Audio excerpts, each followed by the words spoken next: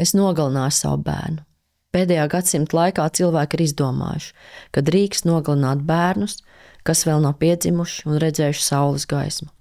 Viņi tos nosauc par augļiem, kā bumbierus, ābolus vai melonus. Es nogalināju savu bērnu atļautā veidā. Cita sieviete ar asu ķeksi sadalīja manu bērnu gabalos un izvilka ārā no dzemdes.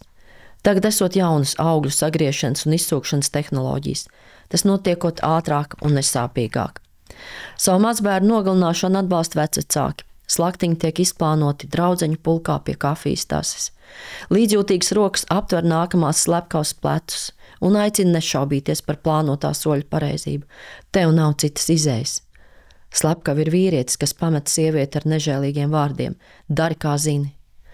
Slepkavības izplāno arī jauni, izglītoti un veiksmīgi precēti pāri. Šais laikos vairāk par 1 vai 2 bērniem nevar atļauties. Nedrīkst atpalikt no sabiedrībā pieņemtā veiksmīga cilvēka dzīves standarta.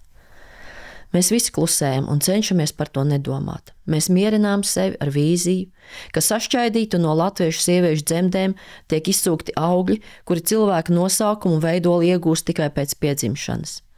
Laidiet bērniņus pie manis, teica Kristus.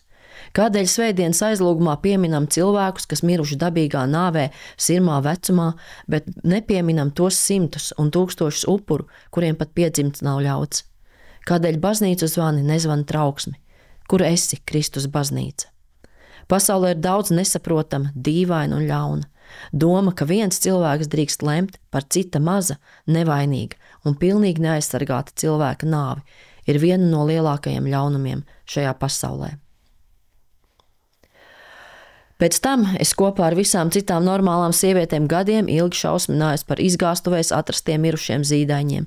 Es ar taisnu nosodījumu stāvēju pāri bērnu slepkavām, izvarotājiem un citiem ļaundariem, kuru noziegumu brēc pret debesīm, jo par šiem noziegumiem brēc arī avīzes, radio un televīzija. Ko arī brēkt viegli. Attīstītajā pasaulē brēc miljardos skaitāms bezsirdīgu liekuļu bars. Latvijā vien drusku vairāk par 1 miljonu.